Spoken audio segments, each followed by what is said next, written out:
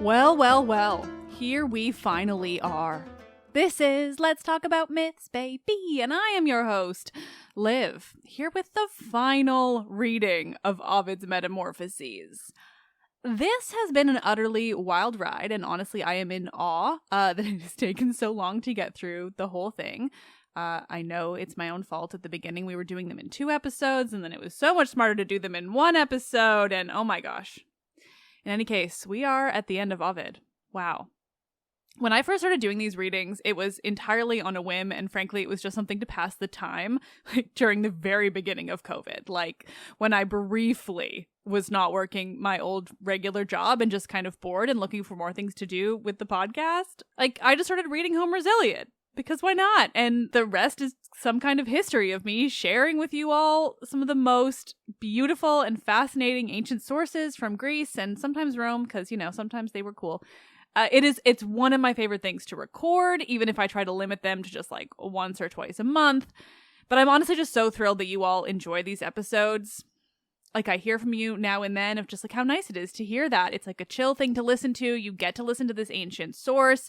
I think it's just a really unique and important piece of understanding the ancient world. Like, just to hear these sources directly, even if the translations I often have to read are a bit stuffy, to say the least. It's just hearing them straight out is so different from hearing them interpreted through somebody else. Not that the translations aren't also interpretations. Regardless, my point stands.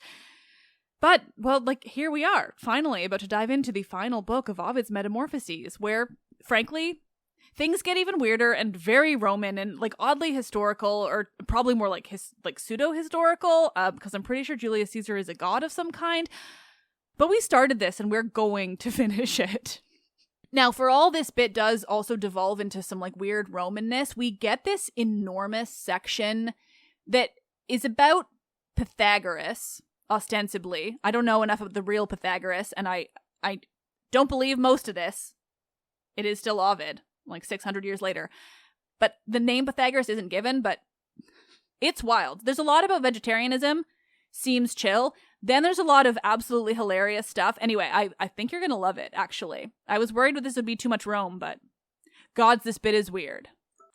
And so I would love to know what you all would like me to read next. And with the help of a wonderful feature from Spotify that I really wish Apple would mimic in some way, I get to ask all of you what you want to hear, provided you're listening on Spotify. If you're not, I'm sorry. It's just the limitations of the apps. I might, put up a poll on Instagram. Basically, I am still kind of working through what this is going to look like because I'm having trouble finding translations that I am able to read, or more likely having trouble finding the deaths of certain translators and therefore whether I can read them.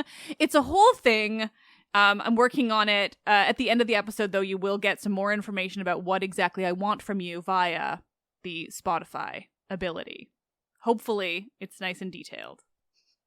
And remember, there are just a few days left to get your questions in for the New Year's Q&A. Is there a character that you desperately want to know more about, or are curious why I've never done an episode on them and you just want to yell it at me? Like, write it in. I will explain, and that will be helpful to both of us. Do you want to know more about ancient sources or the intricacies of literally anything when it comes to Greek myth because goddamn is it intricate? Write it in. I also just love to hear your comments or thoughts on the characters, books, literally whatever you want to share. Send it in. There is a link in this episode's description, or head to mythsbaby.com/questions.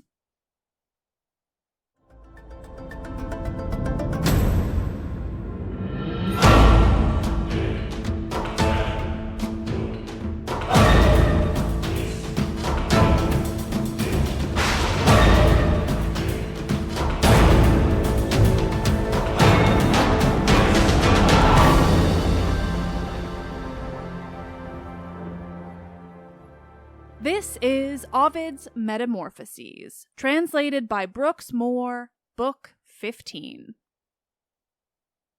While this was happening, they began to seek for one who could endure the weight of such a task and could succeed a king so great, and fame, the harbinger of truth, destined illustrious Numa for the sovereign power. It did not satisfy his heart to know only the Sabine ceremonials, and he conceived in his expansive mind much greater views, examining the depth and cause of things. His country and his cares forgotten, this desire led him to visit the city that once welcomed Hercules.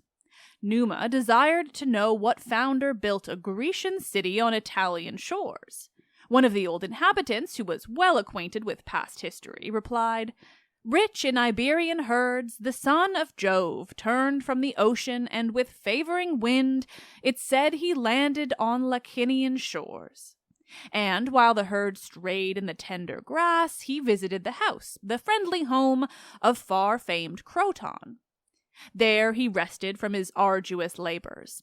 At the time of his departure, he said, 'Here in future days shall be a city of your numerous race.'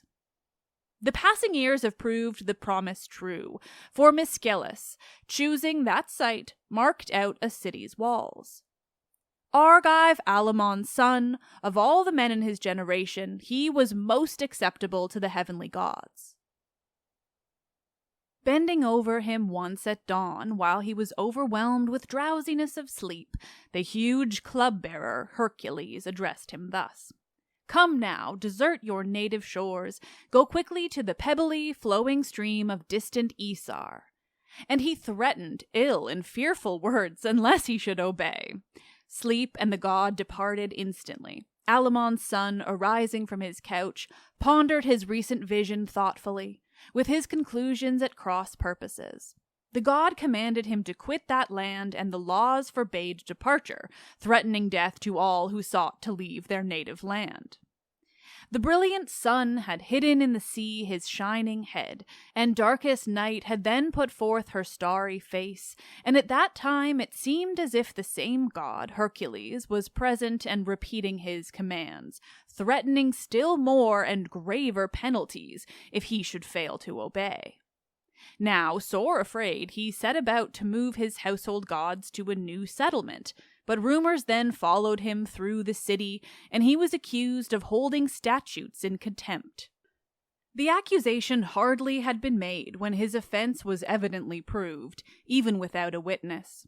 Then he raised his face and hands up to the gods above, and suppliant in neglected garb, exclaimed, "O mighty Hercules, for whom alone the twice 6 labors gave the privilege of heavenly residence, give me your aid, for you were the true cause of my offense."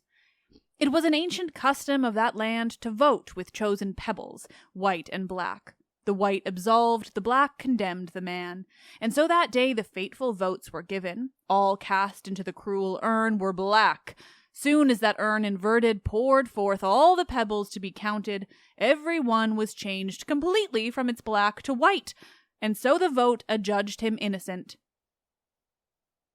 By that most fortunate aid of Hercules, he was exempted from the country's law. Miscellus, breathing thanks to Hercules, with favoring wind sailed on the Ionian Sea, past Salentine, Noretum, Sybaris, Spartan Tarentum, and the Cyrene Bay, Cremissa, and on beyond the Apygian fields. Then, skirting shores which faced these lands, he found the place foretold the river Isar's mouth, and found not far away a burial mound which covered with its soil the hallowed bones of Croton. There, upon the appointed land, he built up walls, and he conferred the name of Croton, who was there entombed, on his new city, which has ever since been called Crotona. By tradition it is known such strange deeds caused that city to be built by men of Greece upon the Italian coast. Here lived a man by birth a Samian. He had fled from Samos and the ruling class, a voluntary exile, for his hate against all tyranny.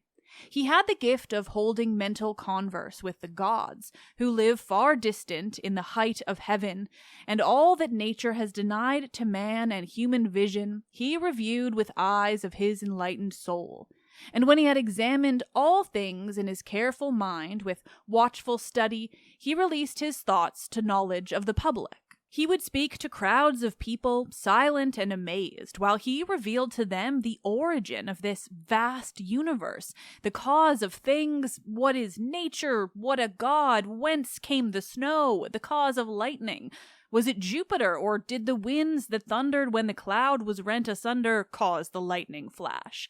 What shook the earth? What laws controlled the stars as they were moved? And every hidden thing, he was the first man to forbid the use of any animal's flesh as human food. He was the first to speak with learned lips, though not believed in this, exhorting them, "No, mortals," he would say, "do not permit pollution of your bodies with such food, for there are grain and good fruits which bear down the branches by their weight, and ripened grapes upon the vine, and herbs, those sweet by nature, and those with which grow tender and mellow with a fire, and flowing milk is not denied, nor honey, redolent of blooming time. The lavish earth yields rich and healthful foods, affording dainties without slaughter, death, and bloodshed. Dull beasts delight to satisfy their hunger with torn flesh, and yet not all. Horses and sheep and cattle live on grass. But all the savage animals, the fierce Armenian tigers and ferocious lions and bears, together with the roving wolves, delight in viands reeking with warm blood. Oh, ponder a moment such a monstrous crime. Vitals in vitals gorged, one greedy body fattening with plunder of another's flesh, a living being fed on another's life. In that abundance which our earth, the best of mothers, will afford, have you no joy, unless your savage teeth can gnaw the piteous flesh of some flayed animal to reenact the cyclopean crime? And can you not appease the hungry void, the perverted craving of a stomach's greed, unless you first destroy another's life?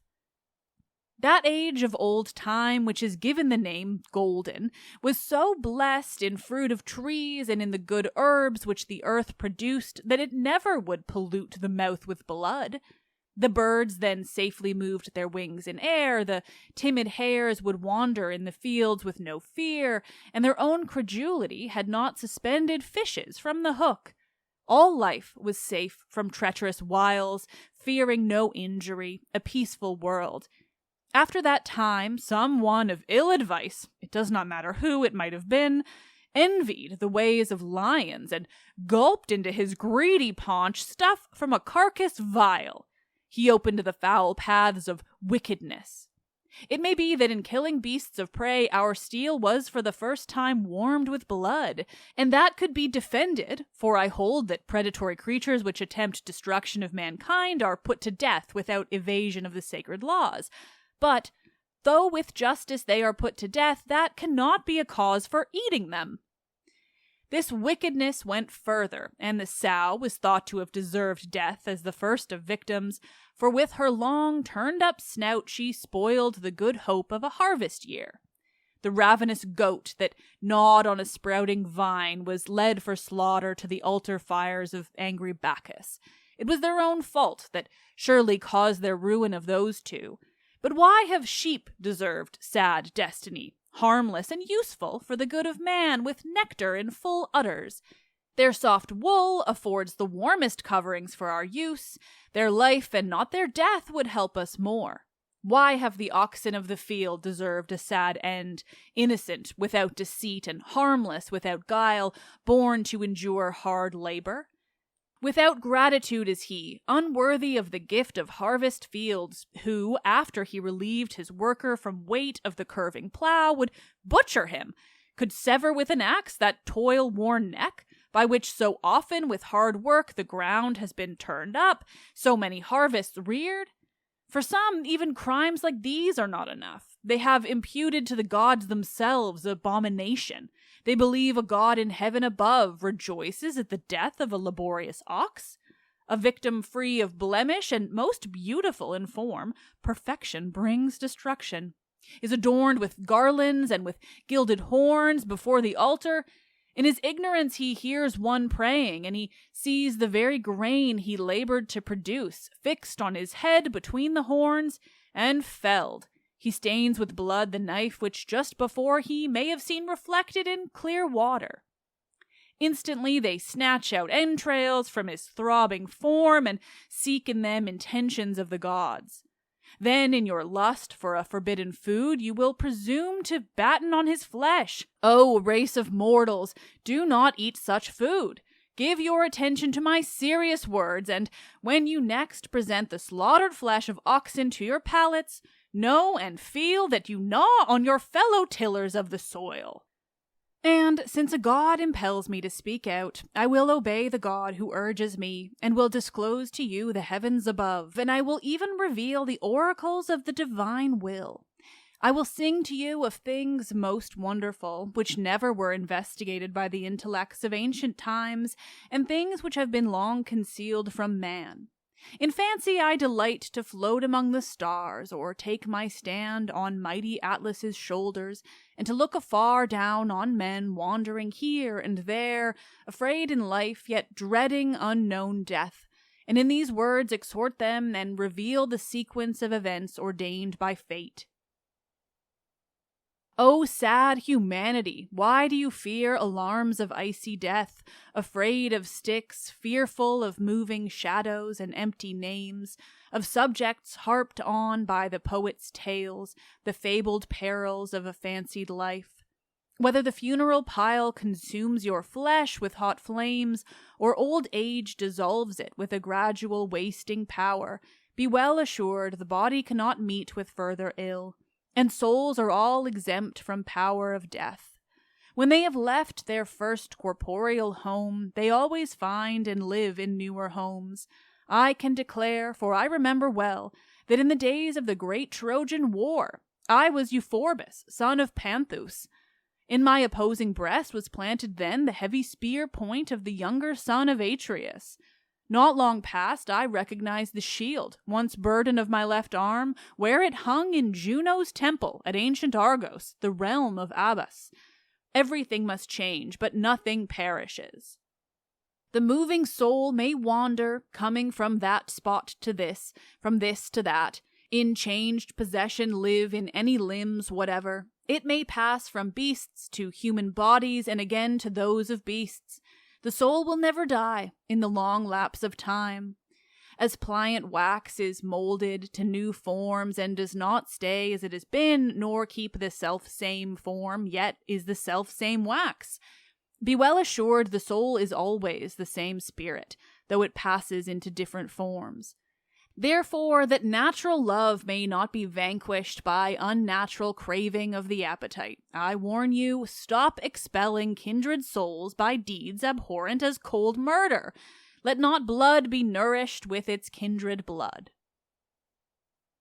Since I am launched into the open sea and I have given my full sails to the wind, nothing in all the world remains unchanged. All things are in a state of flux. All shapes receive a changing nature. Time itself glides on with constant motion, ever as a flowing river. Neither river nor the fleeting hour can stop its constant course, but as each wave drives on a wave, as each is pressed by that which follows, and that press on that before it, so the moments fly, and others follow, so they are renewed. The moment which moved on before is past, and that which was not now exists in time, and everyone comes, goes, and is replaced. You see how night glides by and then proceeds on to the dawn, then brilliant light of day succeeds the dark night. There is not the same appearance in the heavens, when all things for weariness are resting in vast night, as when bright Lucifer rides his white steed. And only think of that most glorious change when loved Aurora, Pallas's daughter, comes before the day and tints the world, almost delivered to bright Phoebus. Even the disk of that god, rising from beneath the earth, is of a ruddy color in the dawn, and ruddy when concealed beneath the world. When highest, it is a most brilliant white, for there the ether is quite purified, and far away avoids infection from impurities of earth. Diana's form at night remains not equal, nor the same. 'Tis less today than it will be tomorrow, if she is waxing, greater if she wanes. Yes, do you not see how the year moves through 4 seasons, imitating human life? In early spring it has a nursling's ways resembling infancy, for at that time the blade is shooting and devoid of strength. Its flaccid substance swelling gives delight to every watching husbandman, alive in expectation. Then all things are rich in blossom, and the genial meadow smiles with tints of blooming flowers. But not as yet is there a sign of vigor in the leaves. The year now waxing stronger, after spring it passes into summer, and its youth becomes robust. Indeed, of all the year, the summer is most vigorous, and most abounds with glowing and life-giving warmth.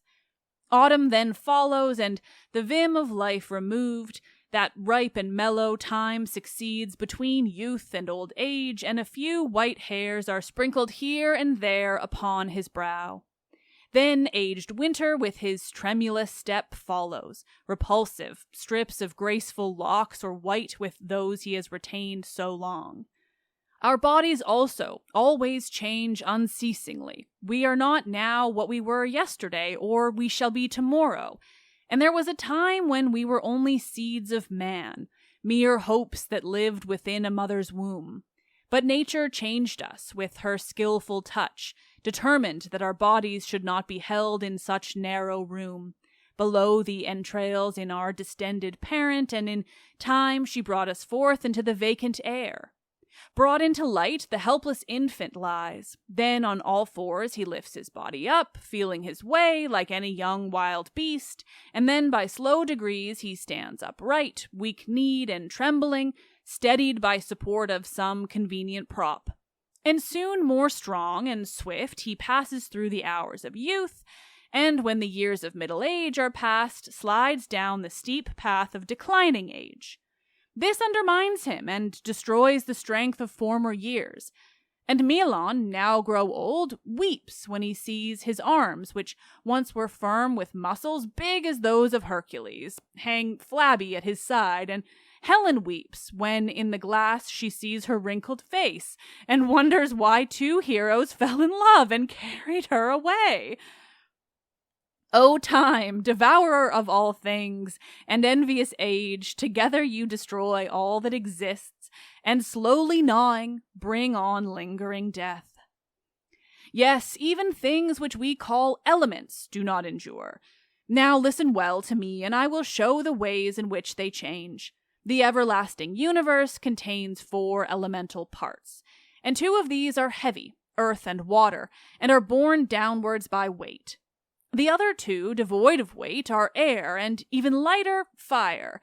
And if these 2 are not constrained, they seek the higher regions.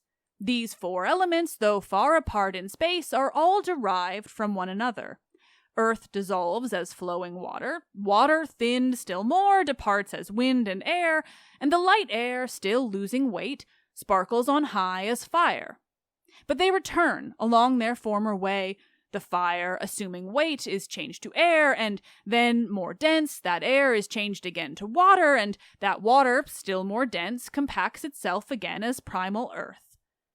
Nothing retains the form that seems its own, and nature, the renewer of all things, continually changes every form into some other shape. Believe my word, in all this universe of vast extent, not one thing ever perished. All changed appearance. Men say a certain thing is born if it takes a different form from what it had, and yet they say that certain thing has died if it no longer keeps the selfsame shape. Though distant things move near and near things far, always the sum of all things is unchanged. For my part, I cannot believe a thing remains long under the same form unchanged. Look at the change of times from gold to iron. Look at the change in places. I have seen what had been solid earth become salt waves, and I have seen dry land made from the deep, and far away from ocean, seashells strewn, and on the mountaintops old anchors found. Water has made that which was once a plain into a valley, and the mountains have been leveled by the floods down to a plain. A former marshland is now parched dry sand, and places which endured severest drought are wet with standing pools. Here nature has opened fresh springs, and there has shut them up. Rivers aroused by ancient earthquakes have rushed out or vanished as they lost their depth. So when the Lycus had been swallowed by a chasm in the earth, it rushes forth at a distance and is reborn a different stream. The Erasinus now flows down into a cave, now runs beneath the ground a darkened course, then rises lordly in the Argolic fields. They say the Mesus, wearied of his spring and of his former banks, appears elsewhere and takes another name, the Caicus. The Ammonanus in Sicilian sands, now smoothly rolling, at another time is quenched because its fountains' springs are dry. The water of the Anagros formerly was used for drinking, but it pours out now foul water, which you would decline to touch, because, unless all credit is denied to poets, long ago the centaurs, those strange mortals double-limbed, bathed in the stream wounds which club-bearing Hercules had made with his strong bow. Yes, does not Hypanis, descending fresh from mountains of Sarmatia, become embittered with the taste of salt?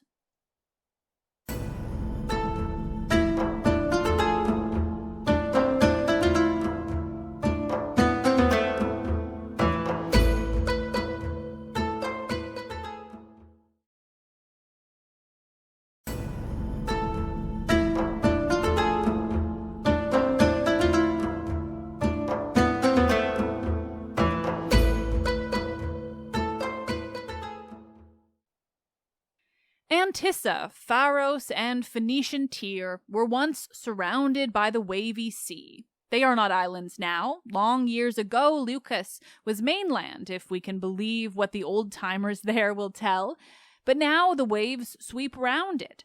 Zancli was a part of Italy until the sea cut off the neighboring land with strong waves in between. Should you see Calice and Buris, those two cities of Achaia, you will find them underneath the waves, where sailors point to sloping roofs and streets in the clear deep.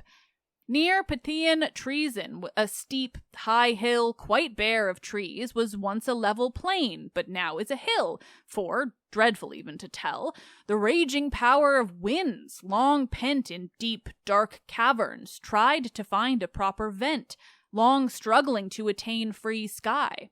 Finding no opening from the prison caves imperious to their force, they raised the earth, exactly as pent air breathed from the mouth inflates a bladder, or the bottle hides stripped off the two-horned goats. The swollen earth remained on that spot and has ever since appearance of a high hill hardened by the flight of time. Of many strange events that I have heard and known, I will add a few. Why does not water give and take strange forms?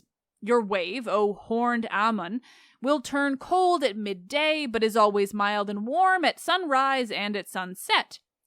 I have heard that Athemanians kindle wood if they pour water on it when the waning moon has shrunk away into her smallest orb.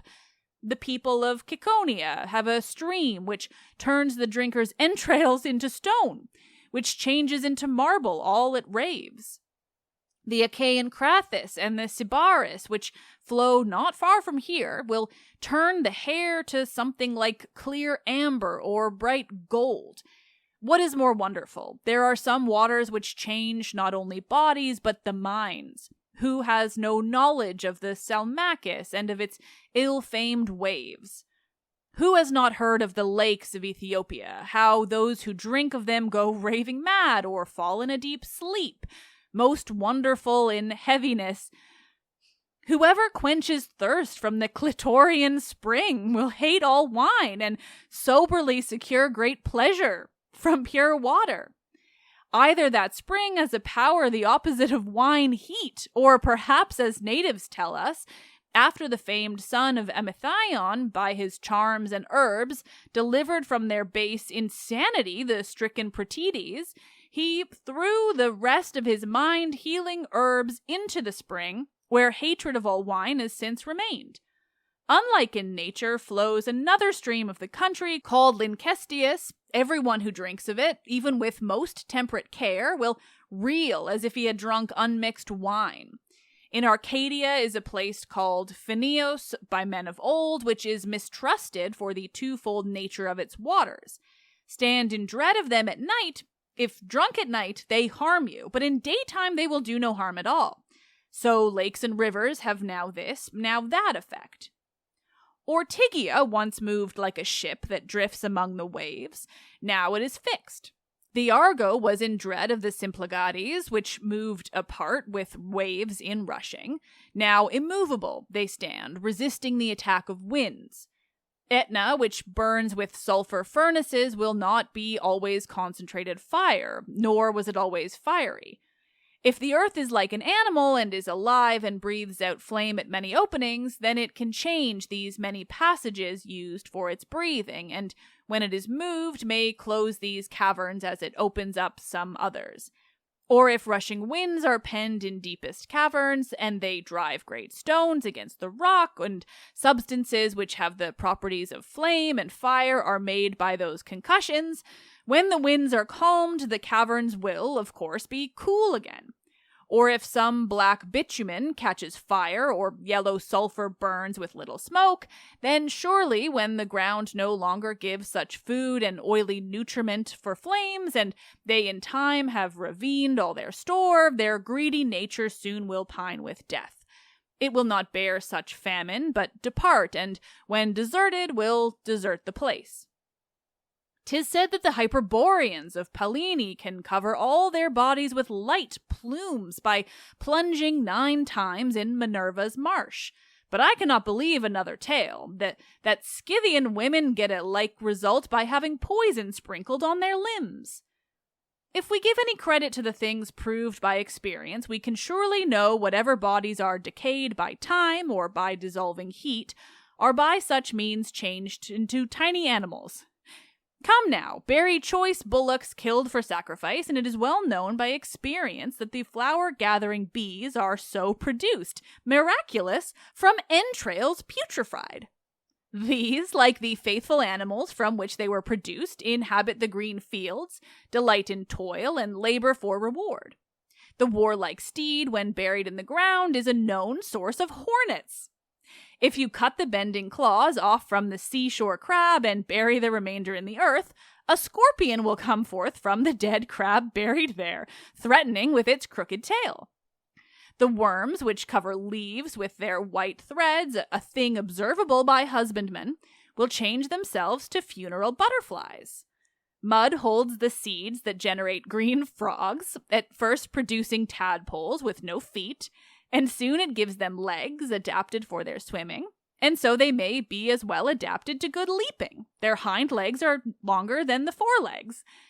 The mother bear does not bring forth a cub, but a limp mass of flesh that hardly can be called alive. By licking it, the mother forms the limbs and brings it to a shape just like her own. Do not the offspring of the honey bees, concealed in cells hexagonal, at first get life with no limbs, and assume in time both feet and wings? Unless the fact were known, could anyone suppose it possible that Juno's bird, whose tail is bright with stars, the eagle, armor-bearer of high Jove, the doves of Cytherea, and all birds emerge from the middle part of eggs? And some believe the human marrow turns into a serpent when the spine at length has putrefied in the closed sepulchre. Now these I named derive their origin from other living forms. There is one bird which reproduces and renews itself. The Assyrians gave this bird his name, the phoenix. He does not live either on grain or herbs, but only on small drops of frankincense and juices of amomum. When this bird completes a full 5 centuries of life, straightway with talons and with shining beak, he builds a nest among palm branches, where they join to form the palm tree's waving top. As soon as he is strewn in this new nest, the cassia bark and the ears of sweet spikenard, and some bruised cinnamon with yellow myrrh, he lies down on it and refuses life among those dreamful odors.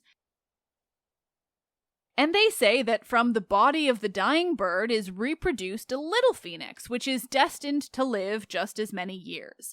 When time has given to him sufficient strength and he is able to sustain the weight, he lifts the nest up from the lofty tree and dutifully carries from that place his cradle and the parent's sepulchre.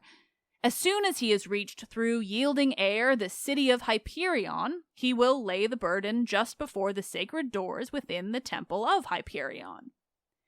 But if we wonder at strange things like these, we ought to wonder also when we learn that a hyena has a change of sex. The female, quitting her embracing male, herself becomes a male. That animal which feeds upon the winds and air at once assumes with contact any color touched. Conquered India gave to the vine-crowned Bacchus lynxes, whose urine turns, they say, to stones, hardening in air. So coral, too, as soon as it has risen above the sea, turns hard. Below the waves it is a tender plant. The day will fail me. Phoebus will have bathed his panting horses in the deep-sea waves before I can include in my discourse the myriad things transforming to new shapes. In lapse of time we see the nations change. Some grow in power, some wane. Troy was once great in riches and in men, so great she could for 10 unequaled years afford much blood. Now she lies low and offers to our gaze but ancient ruins, and instead of wealth, ancestral tombs. Sparta was famous once, and great Mycenae was most flourishing, and Cecrops' citadel and Amphion's shone in ancient power. Sparta is nothing now, save barren ground. The proud Mycenae fell. What is the Thebes of storied Oedipus except a name? And of Pandion's Athens, what now remains beyond the name? Reports come to me that Dardanian Rome is rising, and beside the Tiber's waves, whose springs are high in the Apennines, is laying her deep foundations. So in her growth her form is changing, and one day she will be the sole mistress of the boundless world. They say that soothsayers and that oracles, revealers of our destiny, declare this fate, and if I recollect it right, Helenus, son of Priam, prophesied unto Aeneas, when he was in doubt of safety and lamenting for the state of Troy, about to fall, O son of a goddess, if you yourself will fully understand this prophecy now surging in my mind, Troy shall not, while you are preserved to life, fall utterly. Flames and the sword shall give you passage. You shall go and bear away Pergama, ruined, till a foreign soil, more friendly to you than your native land, shall be the lot of Troy and of yourself. Even now I know it is decreed by fate that our posterity, born far from Troy, will build a city greater than exists, or ever will exist, or ever has been seen in former times. Through a long lapse of ages, other noted men shall make it strong, but one of the race of Iülus shall make it the great mistress of the world. After the earth has thoroughly enjoyed his glorious life, ethereal abodes shall gain him, and immortal heaven shall be his destiny. Such was the prophecy of Helenus when great Aeneas took away his guardian deities, and I rejoice to see my kindred walls rise high and realize how much the Trojans won by that resounding victory of the Greeks. But that we may not range afar with steeds forgetful of the goal, the heavens and all beneath them, and the earth and everything upon it change in form. We likewise change, who are a portion of the universe, and since we are not only things of flesh, but winged souls as well, we may be doomed to enter into beasts as our own abode, and even to be hidden in the breasts of cattle. Therefore, should we not allow these bodies to be safe, which may contain the souls of parents, brothers, or of those allied to us by kinship, or of men at least who should be saved from every harm? Let us not gorge down a Thyestean feast. How greatly does a man disgrace himself? How impiously does he prepare himself for shedding human blood, who, with the knife, cuts the calf's throat and offers a deaf ear to its death longings? Who can kill the kid while it is sending forth heart-rending cries like those of a dear child? Or who can feed upon the bird which he has given food? How little do such deeds as these fall short of actual murder? Yes, where will they lead? Let the ox plow, or let him owe his death to weight of years, and let the sheep give us defense against the cold of Boreas. And let the well-fed she-goats give to man their udders for the pressure of kind hands. Away with cruel nets and springs and snares and fraudulent contrivances. Deceive not birds with bird-limed twigs. Do not deceive the trusting deer with dreaded feather foils. Do not conceal barbed hooks with treacherous bait. If any beast is harmful, take his life. But even so, let killing be enough. Taste not his flesh, but look for harmless food. They say that Numa, with a mind well taught by these and other precepts, traveled back to his own land and, being urged again, assumed the guidance of the Latin state, blessed with a nymph as consort, blessed also with the Muses for his guides. He taught the rites of sacrifice and trained in arts of peace a race accustomed long to savage war. When, ripe in years, he ended reign and life, the Latin matrons, the fathers of the state, and all the people wept for Numa's death. For the nymph, his widow, had withdrawn from Rome, concealed within the thick groves of the Vale Aricia, where with groans and wailing she disturbed the holy rites of Cynthia, established by Orestes. Ah, how often nymphs of the grove and lake entreated her to cease and offered her consoling words. How often the son of Theseus said to her, "Control your sorrow, surely your sad lot is not the only one. Consider now the like calamities by others borne, and you can bear your sorrow. To my grief, my own disaster was far worse than yours. At least it can afford you comfort now. Is it not true, discourse has reached yours ears, that one Hippolytus met with his death through the credulity of his loved sire, deceived by a stepmother's wicked art? It will amaze you much, and I may fail to prove what I declare, but I am he. Long since the daughter of Pasiphae tempted me to defile my father's bed, and, failing, feigned that I had wished to do what she herself had wished, perverting truth either through fear of some discovery or else through spite at her deserved repulse, she charged me with attempting the foul crime. Though I was guiltless of all wrong, my father banished me, and, while I was departing, laid on me a mortal curse. Towards Pythias and treason I fled aghast, guiding the swift chariot near the shore of the Corinthian Gulf, when all at once the sea rose up and seemed to arch itself and lift high as a white-topped mountain height, make bellowings and open at the crest. Then through the parting waves a horned bull emerged with head and breast into the wind, spouting white foam from his nostrils and his mouth. The hearts of my attendants quailed with fear, yet I, unfrightened, thought but of my exile. Then my fierce horses turned their necks to face the waters, and with ears erect they quaked before the monster shape. They dashed in flight along the rock-strewn ground below the cliff. I struggled, but with unavailing hand, to use the reins now covered with white foam, and, throwing myself back, pulled on the thongs with weight and strength.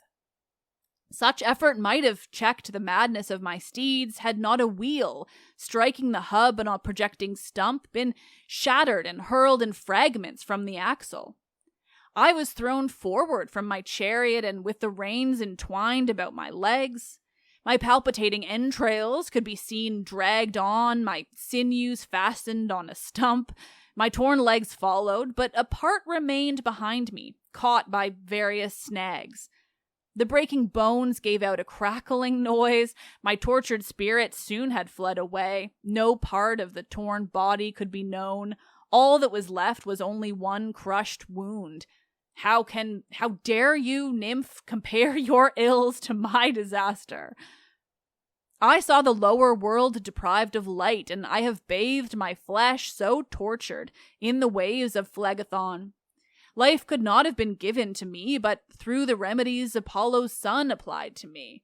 After my life returned by potent herbs and the Paeonian aid, despite the will of Pluto, Cynthia then threw heavy clouds around that I might not be seen and cause men envy by new life, and that she might be sure my life was safe, she made me seem an old man, and she changed me so that I could not be recognized.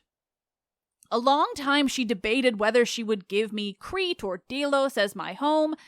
Delos and Crete abandoned, she then brought me here, and at the same time ordered me to lay aside my former name, one which, when mentioned, would remind me of my steeds.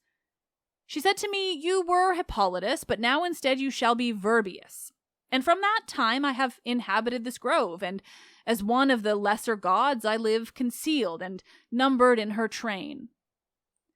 The grief of others could not ease the woe of sad Egeria, and she laid herself down at a mountain's foot, dissolved in tears, till, moved by pity for her faithful sorrow, Diana changed her body to a spring, her limbs into a clear, continual stream.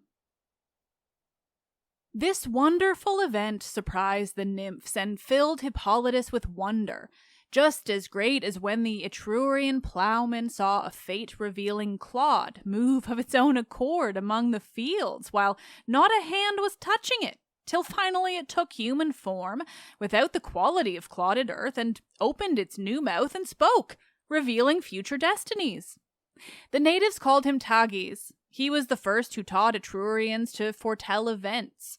They were astonished, even as Romulus, when he observed the spear, which once had grown high on the Palatine, put out new leaves and stand with roots, not with the iron point which he had driven in.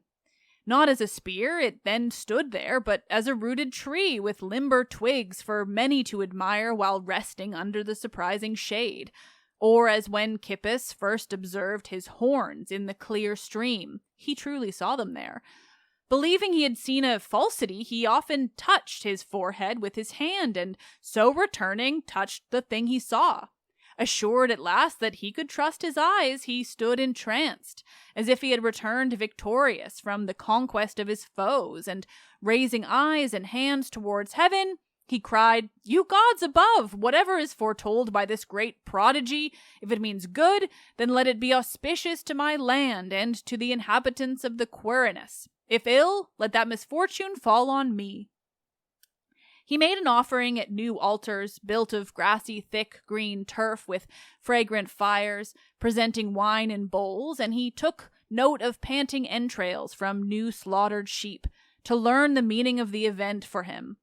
When an Etruscan seer examined them, he found the evidence of great events, as yet obscure, and when he raised keen eyes up from the entrails to the horns of Kippis, "O king, all hail," he cried, "for in future time this country and the Latin towers will live in homage to you, Kippis, and your horns.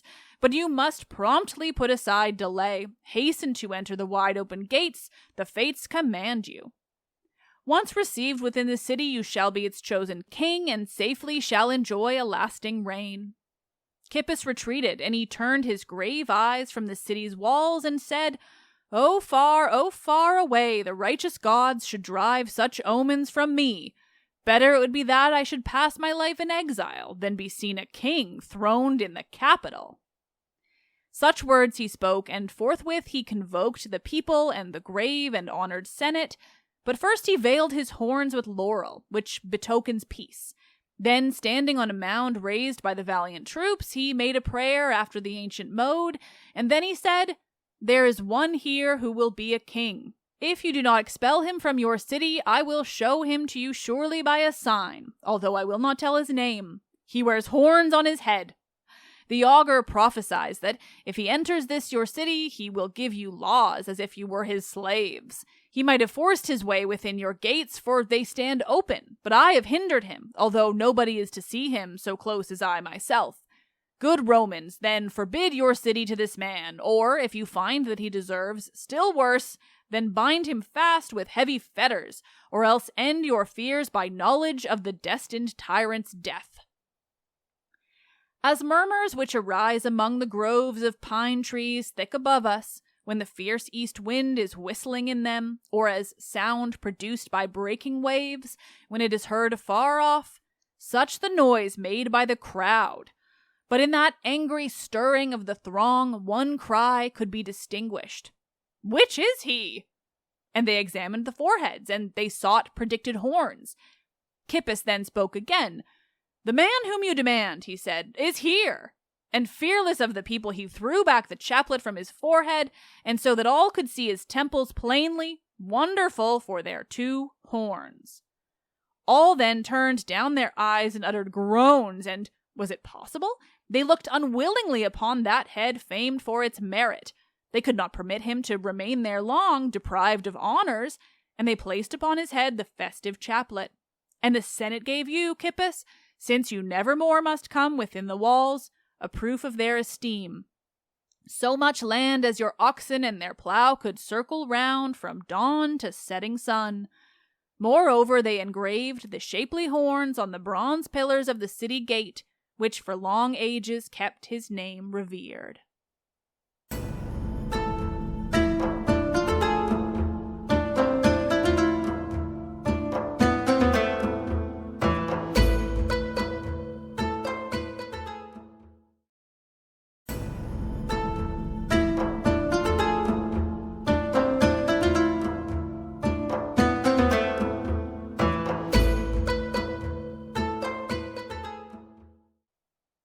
Relate, O Muses, guardian deities of poets, for you know, and the remote antiquity conceals it not from you, the reason why an island, which the deep stream of Tiber closed about, has introduced Coronis's child among the deities guarding the city of famed Romulus. A dire contagion had infested long the Latin air, and men's pale bodies were deformed by a consumption that dried up the blood. When, frightened by so many deaths, they found all mortal efforts could avail them nothing, and physicians' skill had no effect, they sought the aid of heaven. They sent envoys to Delphi, center of the world, and they entreated Phoebus to give aid in their distress, and by response renew their wasting lives and end a city's woe. While ground and laurels and the quivers which the god hung there all shook, the tripod gave this answer from the deep recesses hidden within the shrine, and stirred with trembling their astonished hearts. "What are you seeking here, O Romans? You should seek for nearer you. Then seek it nearer, for you do not need Apollo to relieve your wasting plague. You need Apollo's son. Go then to him with a good omen and invite his aid."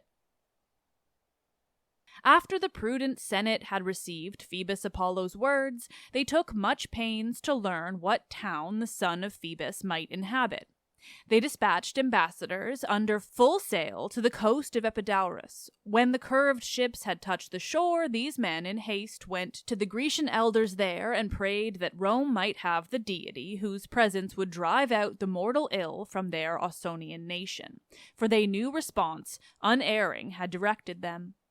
The counselors, dismayed, could not agree on their reply. Some thought that aid ought not to be refused, but many more held back, declaring it was wise to keep the god for their own safety and not give away a guardian deity. And while they talked, discussing it, the twilight had expelled the waning day, and darkness on the earth spread a thick mantle over the wide world. Then in your sleep the healing deity appeared. O Roman leader, by your couch as in his temple he is used to stand, holding in his left hand a rustic staff. Stroking his long beard with his right, he seemed to utter from his kindly breast these words: "Forget your fears, for I will come to you and leave my altar, but now well look at the serpent with its binding folds entwined around this staff, and accurately mark it with your eyes that you may recognize it. I will transform myself into this shape, but of a greater size. I will appear enlarged and of a magnitude to which a heavenly being ought to be transformed." The god departed when he said these words, and sleep went when the god and words were gone, and genial light came when the sleep had left. The morning then dispersed fire-given stars. The envoys met together in much doubt within the temple of the long-sought god. They prayed the god to indicate for them, by clear celestial tokens, in what spot he wished to dwell. Scarce had they ceased the prayer for guidance when the god, all glittering with gold and as a serpent, crest erect, sent forth a hissing as to notify a quick approach, and in his coming shook his statue and the altars and the doors, the marble pavement and the gilded roof. Then up to his breast the serpent stood erect with the temple. He gazed on all with eyes that sparkled fire. The waiting multitude was frightened, but the priest, his chaste hair bound with a white fillet, knew the deity. "Behold the god," he cried. "It is the god. Think holy thoughts and walk in silent reverence, all who are present. O most beautiful, let us behold you to our benefit, and give aid to this people that performs your sacred rites." All present then adorned the deity as bidden by the priest, the multitude repeated his good words, and the descendants of Aeneas gave good omen, with their feelings and their speech. Nodding well pleased and moving his great crest, the god at once assured them of his favor, and hissed repeatedly with darting tongue. And then he gilded down the polished steps, turned back his head, and, ready to depart, gazed on the altars he had known for so long, a last salute to the temple of his love. While all the people strewed his way with flowers, the great snake wound in sinuous course along and, passing through the middle of their town, came to the harbor and its curving wall. He stopped there, and it seemed that he dismissed his train and dutiful attendant crowd, and with a placid countenance he placed his mighty body in the Ausonian ship, which plainly showed the great weight of the god. The glad descendants of Aeneas all rejoiced, and they sacrificed a bull beside the harbor, wreathed the ship with flowers, and loosed the twisted hawsers from the shore. As a soft breeze impelled the ship, within her curving stern the god reclined, his coils uprising high, and gazed down on the blue Ionian waves.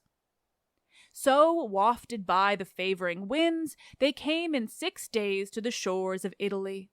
There he was borne past the Lacinian cape, ennobled by the goddess Juno's shrine, and the Scyllacian coasts. He left behind Epigea. Then he shunned Amphrysian rocks upon the left, and on the other side escaped Cocinthian crags.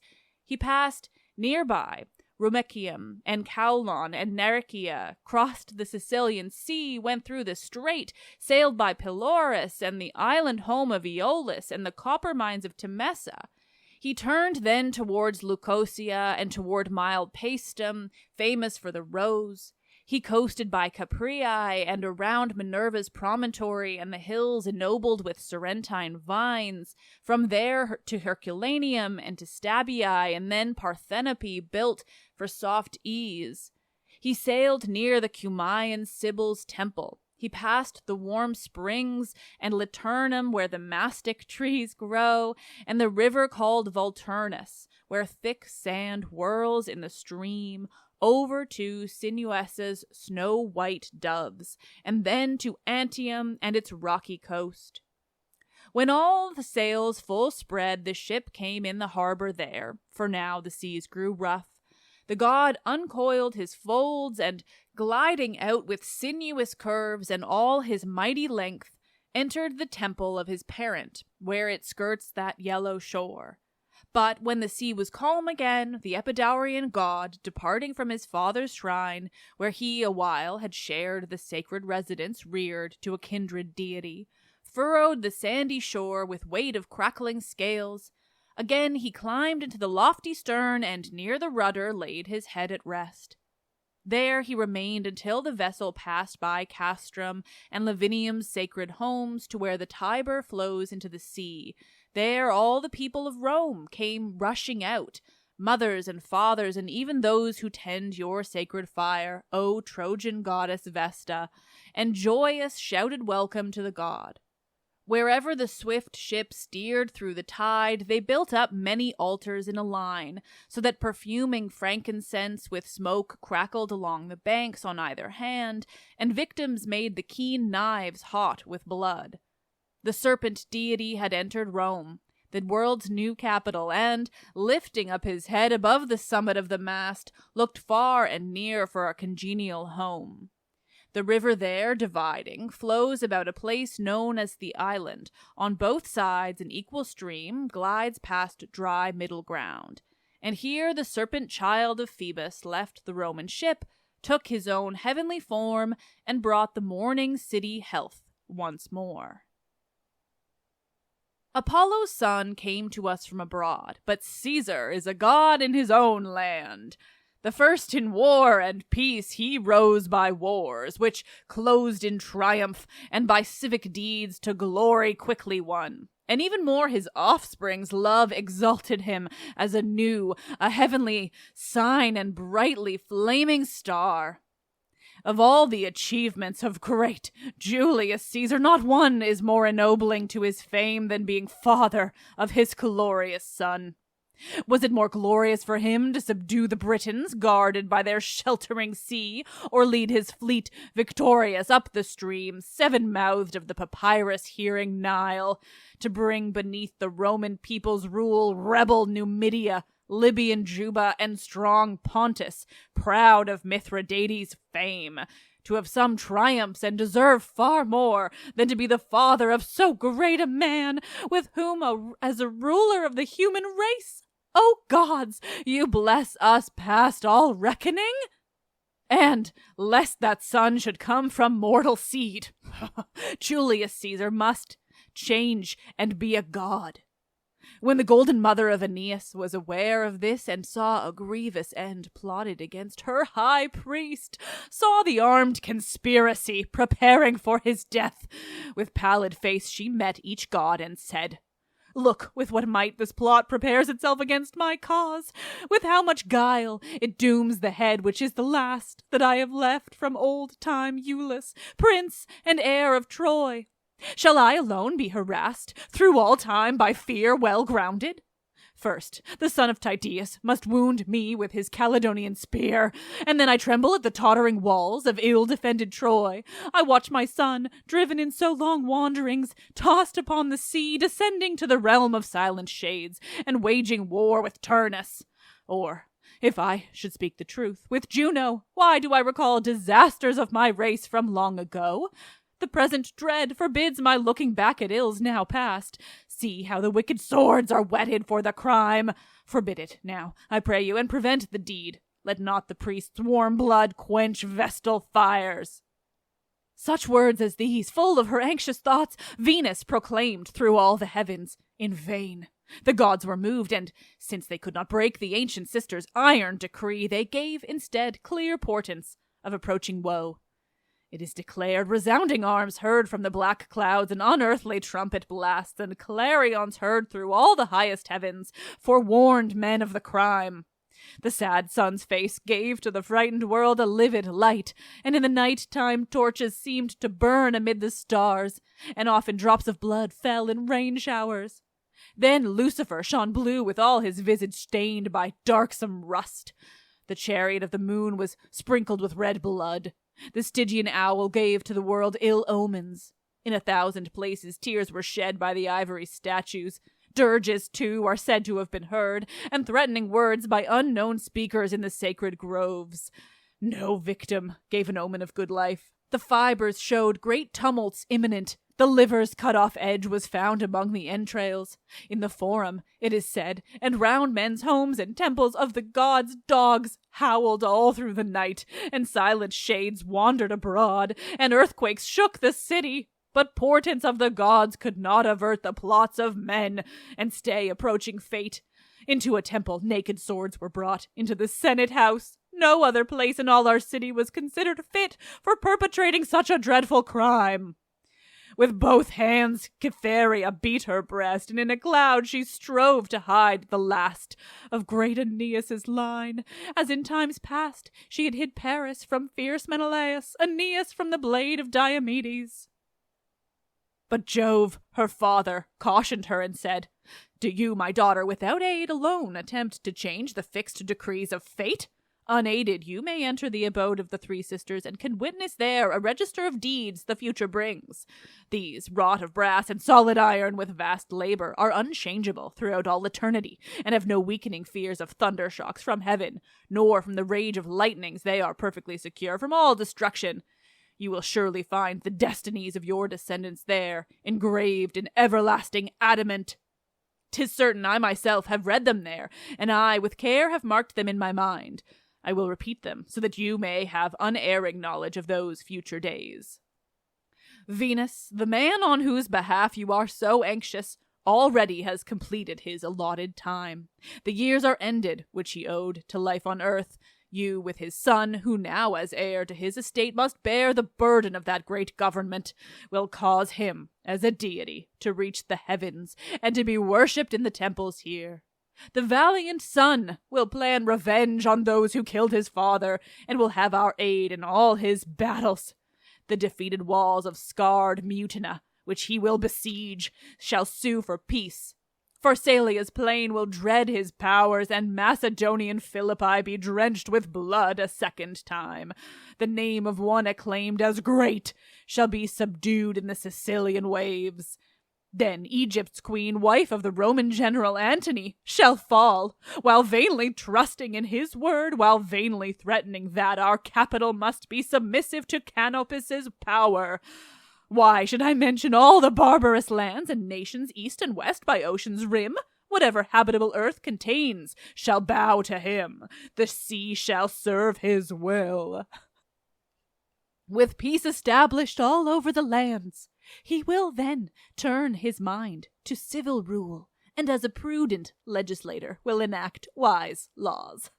And he will regulate the manners of his people by his own example, looking forward to the days of future time and of posterity. He will command the offspring born of his devoted wife to assume the imperial name and the burden of his cares. Nor till his age shall equal Nestor's years will he ascend to heavenly dwellings in his kindred stars. Meanwhile transform the soul, which shall be reft from this doomed body, to a starry light, that always godlike Julius may look down in future from his heavenly residence upon our forum and our capital. Jupiter hardly had pronounced these words, when kindly Venus, although seen by none, stood in the middle of the Senate house and caught, from the dying limbs and trunk of her own Caesar, his departing soul. She did not give it time so that it could dissolve in air, but bore it quickly up toward all the stars of heaven, and on the way she saw it gleam and blaze and set it free. Above the moon it mounted into heaven, leaving behind a long and fiery trail, and as a star it glittered in the sky. There, wondering at the younger Caesar's deeds, Julius confessed they were superior to all of his, and he rejoiced because his son was greater even than himself. Although the son forbade men to regard his own deeds as the mightier, fame, that moves free and untrammeled by the laws of men, preferred him even against his own desire, and in that one point disobeyed his will. And so great Atreus yields to greater fame of Agamemnon, Aegeus yields to Theseus, and Peleus to Achilles, or, to name a parallel befitting these two gods, so Saturn yields to Jove. Now Jupiter rules in high heavens, and is the suzerain over the waters and the worlds of shades. And now Augustus rules in all the lands. So each is both a father and a god. Gods who once guarded our Aeneas when both swords and fire gave way, and native gods of Italy, and Father Quirinus, patron of Rome, and you, Gradivus too, the sire of Quirinus the invincible, and Vesta, hallowed among Caesar's gods, and Phoebus over-worshipped at his hearth, and Jupiter, who rules the citadel high on Tarpeia's cliff, and other gods, all gods to whom a poet rightfully and with all piety may make appeal. Far be that day, postponed beyond our time, when great Augustus shall forsake the earth, which he now governs, and mount up to heaven, from that far height, to hear his people's prayers. And now I have completed a great work, which not Jove's anger, and not fire, nor steel, nor fast-consuming time can sweep away. Whenever it will, let the day come, which has dominion only over this mortal frame, and end for me the uncertain course of life. Yet in my better part I shall be born immortal, far above the stars on high, and mine shall be a name indelible. Wherever Roman power extends her sway over the conquered lands, I shall be read by lips of men. If poets' prophecies have any truth, through all the coming years of future ages, I shall live in fame.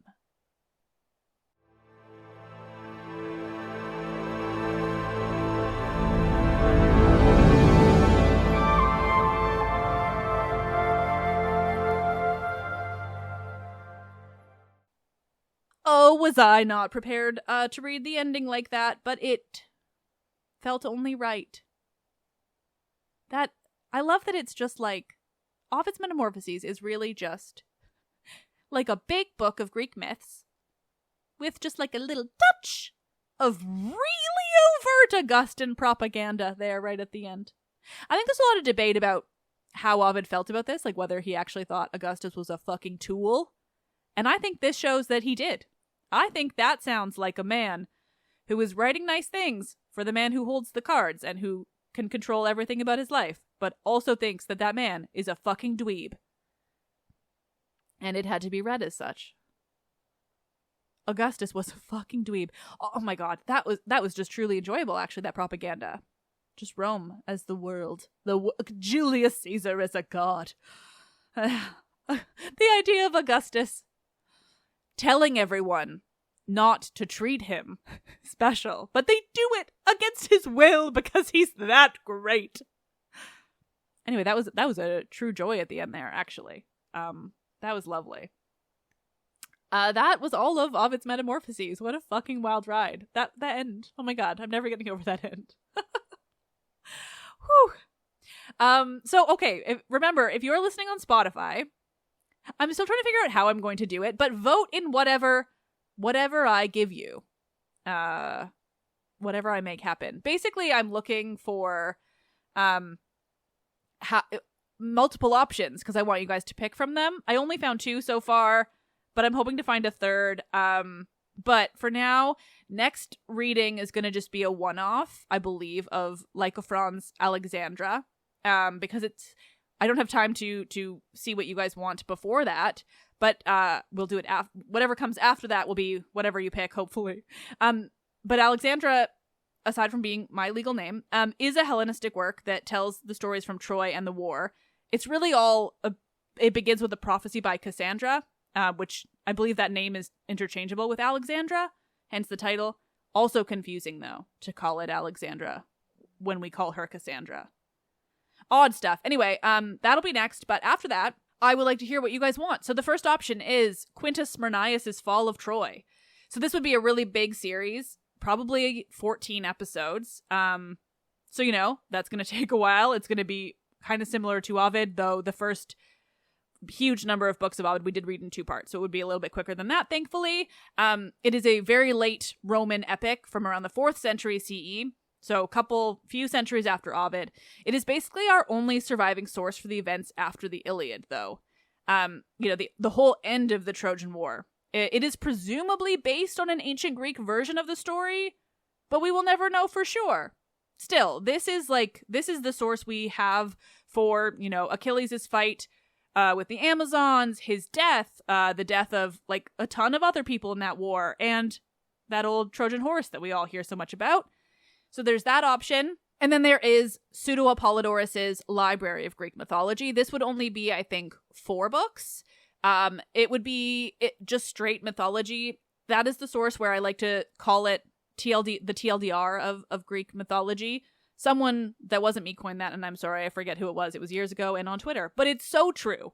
It is very succinct mythological details. But it is a lot of stuff that is often not surviving elsewhere. So it's very quick and to the point, but gets through a ton of mythology in a short space of time. So we have that option.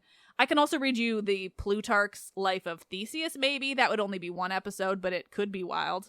I've not read the whole thing. And if I think of another option before I have to set this poll, maybe there'll be another one. So anyway, pick what you like if you're listening on Spotify, and thank you. I just think it's a fun way to test out this function. Let's Talk About Miss Baby is written and produced by me, Liv Albert, or in this case, the last bazillion episodes of readings, Ovid. Thanks, Ovid. I really think that you thought Augustus was a dweeb, and I respect that. Michaela Smith is the Hermes to my Olympians, my assistant producer. Laura Smith is now the production assistant and audio engineer. The podcast is hosted and monetized by iHeartMedia. Listen on Spotify or wherever you get your podcasts. Help me continue bringing you the world of Greek mythology and the ancient Mediterranean by becoming a patron, where you'll get bonus episodes and more.